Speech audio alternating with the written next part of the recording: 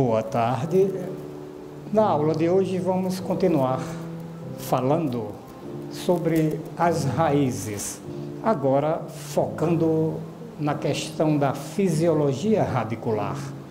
Como elas funcionam, como elas ajudam as plantas a absorver água e nutrientes.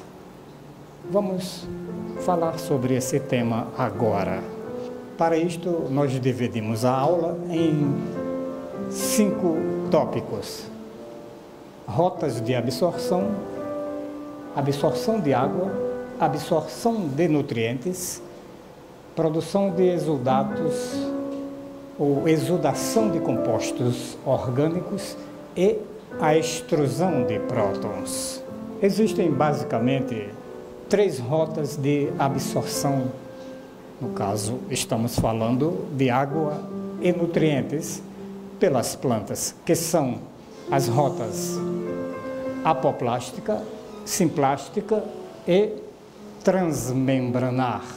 Aqui nós temos uma figura retirada de uma das nossas fontes, do professor Zonta e colaboradores, onde ele coloca, de modo geral, essas rotas através deste esquema aqui, nessa parte superior do slide. Então aqui nós temos a rota apoplástica, que é a rota que compreende os espaços intercelulares, ou seja, a água e os nutrientes vão passando entre as células até chegar no cilindro central. E as rotas apoplástica e transmembranar entram inicialmente nas células, aqui no pelo radicular, ou pode ser em qualquer célula da epiderme, caminham dentro das células. Quando encontram outra célula, passa para ela através de espaços aqui que são chamados plasmodesmos, pequenos poros que existem nas células que ligam uma com a outra.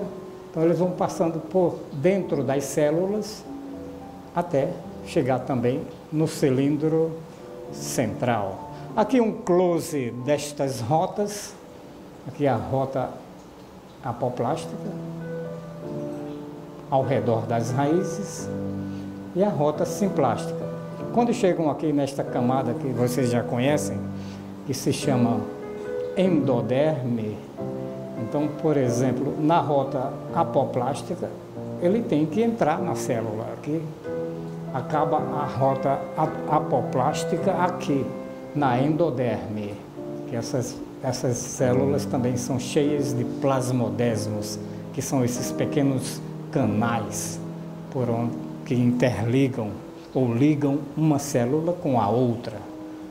Então, no caso da rota simplástica, ela já entra normalmente, passando pela endoderme até chegar no cilindro central.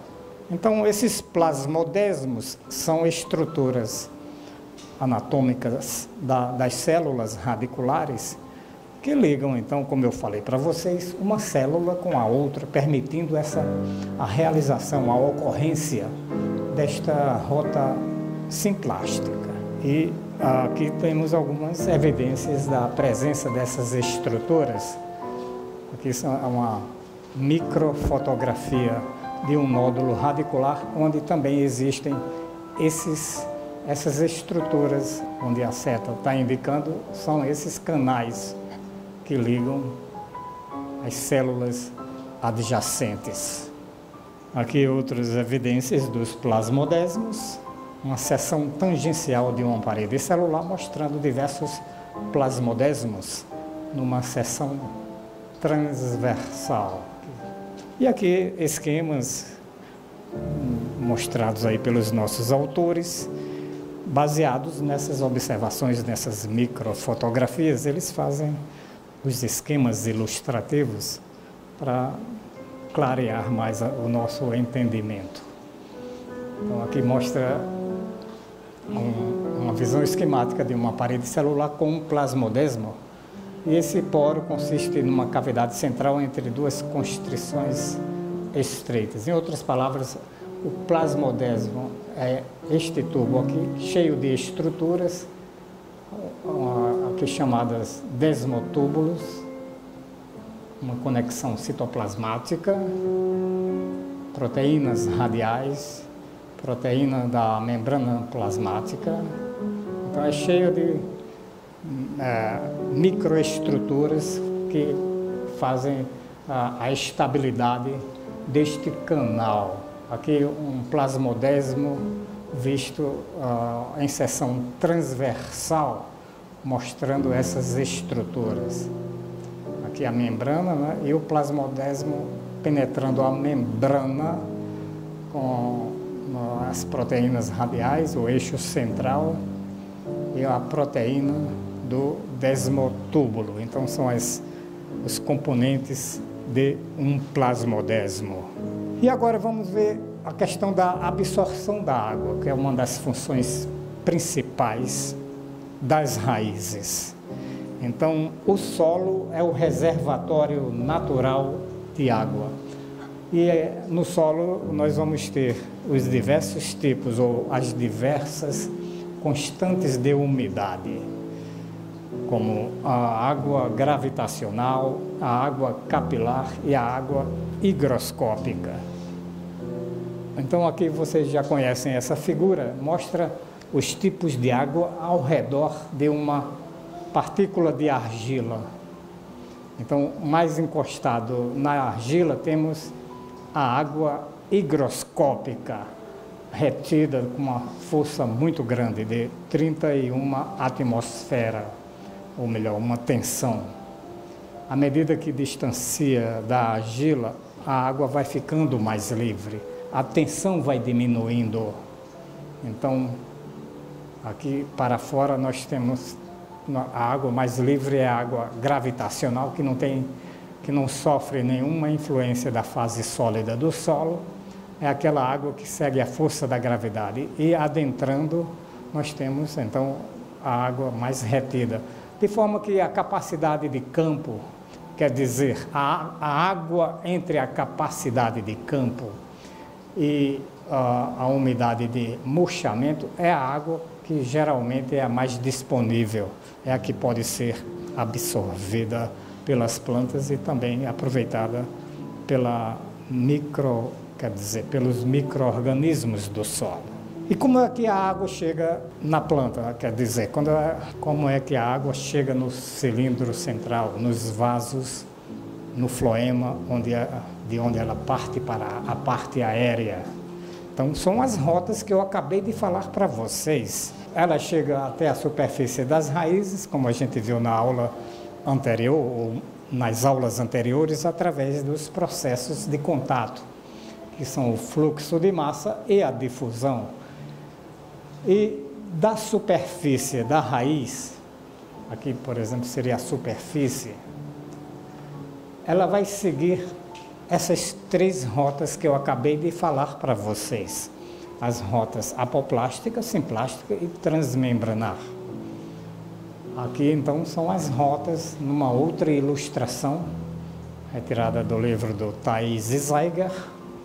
Então, nas rotas simplástica e transmembranar, repetindo, elas entram na célula e seguem de célula a célula até chegar no cilindro central, onde vamos ter os vasos condutores, isto é, floema e xilema. A diferença entre as rotas simplástica e transmembranar é que no caso da rota simplástica, a água segue pelos plasmodesmos e na rota transmembranar ela passa pelas membranas, pelo plasmalema, sem atravessar os plasmodesmos. Elas atravessam a membrana através de estruturas chamadas aquaporinas, que são proteínas integrais de membranas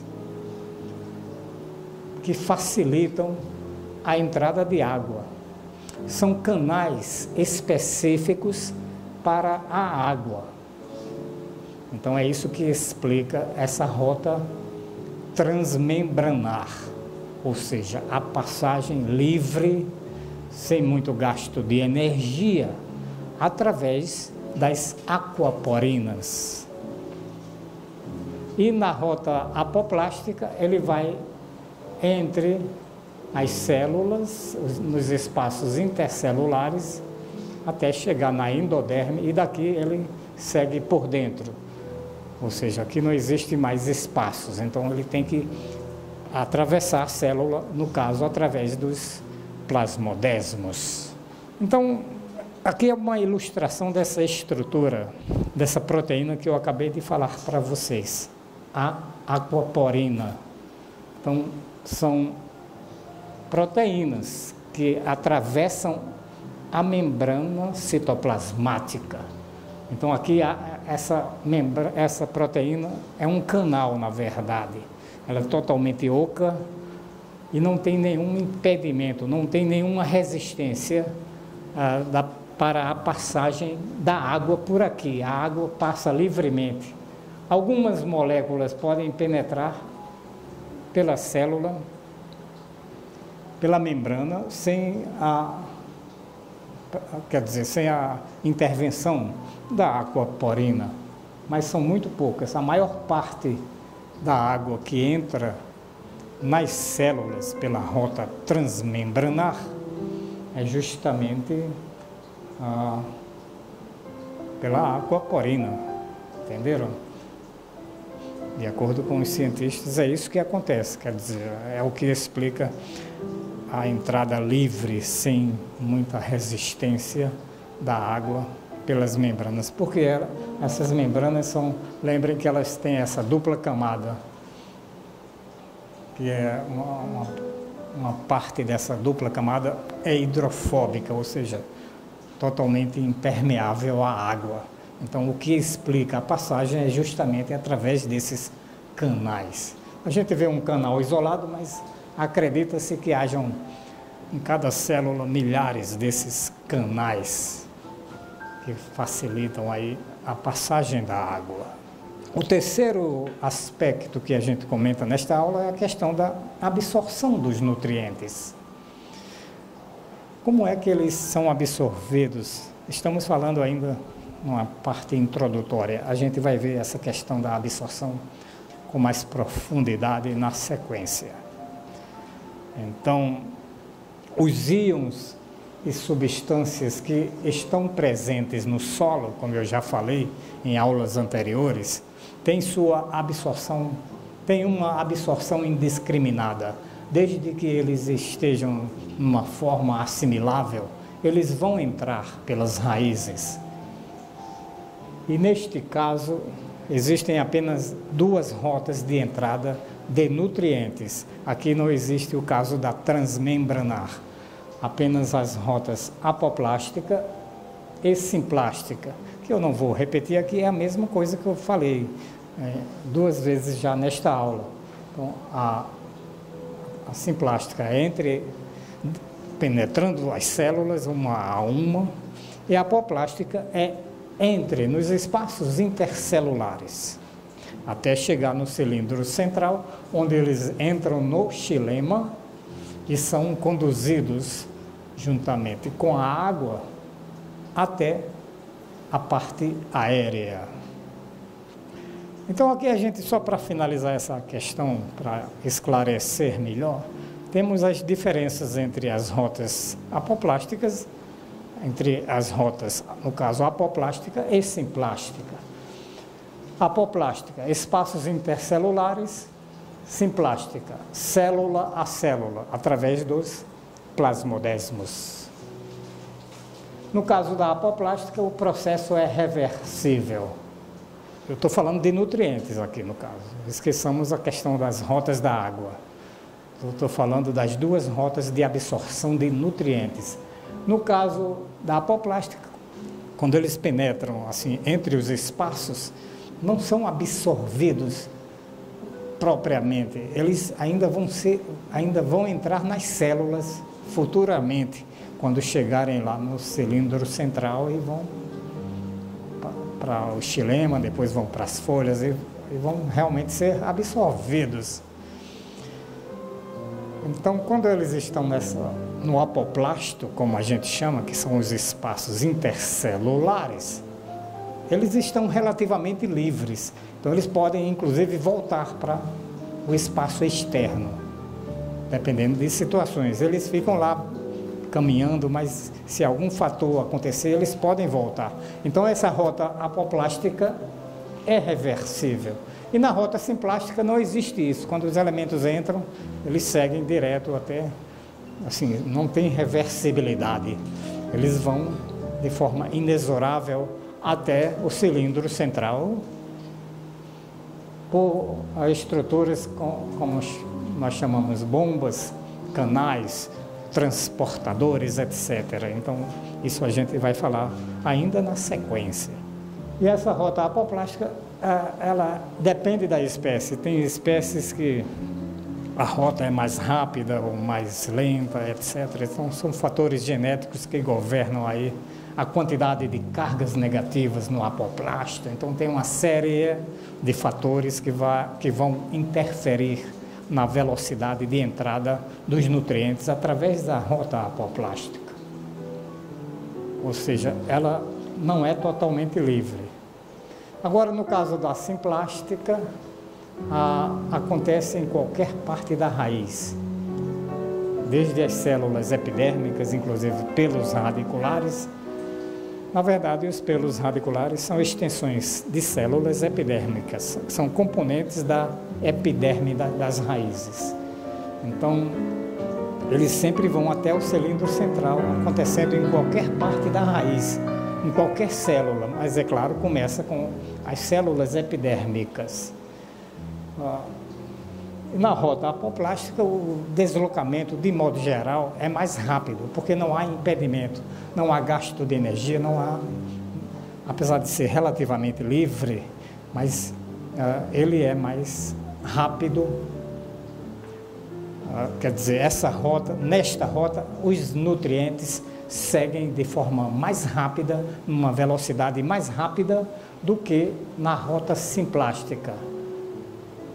Que essa velocidade vai depender do tipo de íon e de outros fatores. Esses detalhes, inclusive, a gente coloca de forma mais clara e mais profunda nos nossos vídeos que estão aí disponíveis no nosso canal. Ainda estamos falando da absorção de nutrientes pelas raízes, que é uma das principais funções. Estamos falando de fisiologia das raízes. Então, essa questão da absorção, eu considero, quer dizer, a absorção de nutrientes, é claro, é uma das funções cruciais das raízes para manter as plantas vivas e funcionando plenamente. No nosso vídeo a gente comenta, eu não vou assim entrar em detalhes aqui, porque repetindo, isto é apenas um resumo do que tem lá nos vídeos que a gente fez em estúdio. São vídeos mais bem elaborados, mais bem explicados, as coisas estão muito bem assim, colocadas de forma clara e objetiva. Aqui a gente está fazendo um resumo do que tem lá. Então aqui a gente fala sobre as taxas de absorção, a velocidade com que esses elementos são absorvidos pelas raízes, que dependem de uma série de fatores. Esses fatores são colocados aqui nesta equação, que foi criada para explicar essas taxas ou estimar essas taxas de absorção pelo sistema radicular. Aqui o quarto tópico que nós comentamos, que também está lá no nosso vídeo, é a questão da exudação de compostos orgânicos. Ao redor das raízes, nós temos o que nós chamamos de rizosfera, que é uma zona de influência das raízes. E na rizosfera, as plantas, através das raízes, jogam para fora diversos tipos de estruturas orgânicas, de moléculas orgânicas. Nós chamamos exudatos, secreções, mucilagens, inclusive células mortas que perdem o seu ciclo, que completam o seu ciclo e se desprendem das raízes. Então é uma zona de alta taxa de injeção de compostos orgânicos no solo. Então essa também é uma das funções importantes da raiz, que é enriquecer o solo e, consequentemente, promover a vida microbiana, disponibilizando esses compostos orgânicos que são fontes de carbono e de outros nutrientes que são utilizados pelos micro-organismos. Então, em nível de rizosfera, a planta vai jogar para fora compostos como aminoácidos, ácidos orgânicos, hormônios, vitaminas. Então já foram estimados, são milhares de tipos diferentes de compostos orgânicos que são jogados aqui no entorno das raízes. Isto é, nós chamamos no geral de exudação de compostos orgânicos.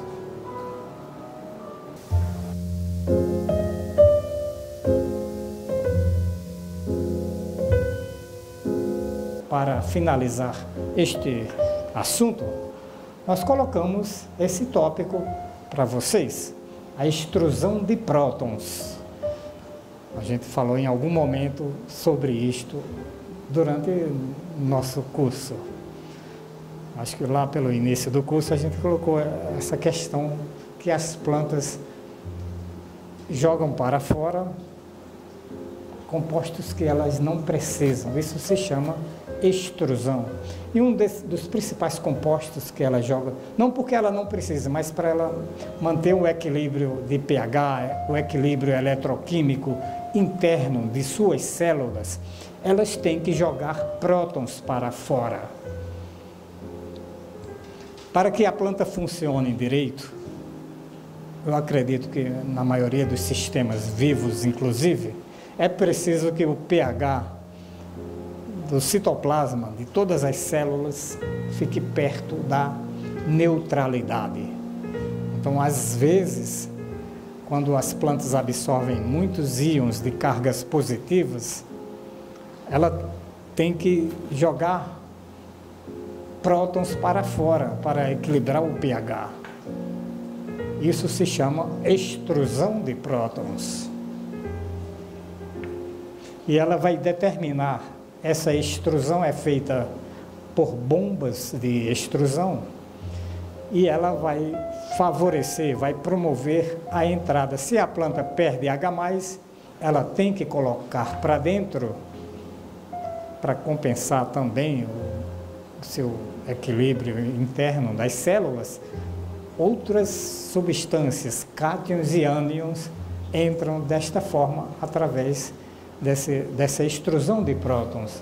Então ela facilita a absorção de nutrientes, ajuda na geração de turgência celular e tem esse efeito colateral que é também acidificar o meio externo. Se a planta está jogando prótons para fora, é claro que ela está acidificando a rizosfera. Aqui a gente tem esse esquema mostrando a ocorrência desse processo. Então, a planta, através de uma bomba, os cientistas chamam de proteínas do tipo H+ATPase, elas jogam para fora os prótons. Ela é movida a ATP e jogam os prótons para fora. Quando elas jogam os prótons, por exemplo, nesse caso aqui, um potássio se junta com o H+, e entra através de um carregador. Ou no ânion fosfato, em conjunto com o H+, entra também.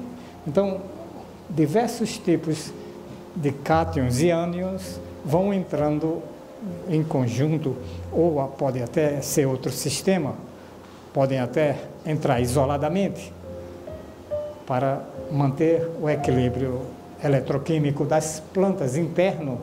Então ela vai absorver uma série de tipos diferentes de cátions e ânions, justamente porque ela jogou muito próton para fora, através dessas bombas. Então essa característica do sistema radicular, essa função do sistema radicular é importantíssima, principalmente por esse aspecto aí de promover a absorção dos nutrientes pelas plantas. Muitos cientistas defendem que isso aí é inclusive uma das principais funções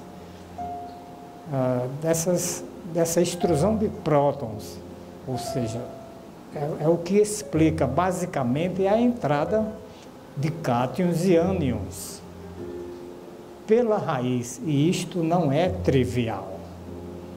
Então, com isto a gente encerra esse segmento. Eu espero que tenha ficado claro. Lembrando, esse assunto é muito explicado de forma muito mais clara e precisa nos nossos vídeos. São 3 vídeos que estão no nosso canal sobre a fisiologia das raízes, exatamente nessa sequência que eu coloquei para vocês agora. Então espero que, se não ficou muito claro aqui, que vocês vejam esses vídeos e leiam os materiais que estão disponíveis aí na internet sobre este assunto. Procurem os livros clássicos. Eu sempre digo, nada substitui uma boa leitura. E com isto eu encerro esta aula. Obrigado por assistirem até aqui. E obrigado a você também, internauta, que teve paciência para ver este vídeo até o fim. Tchau!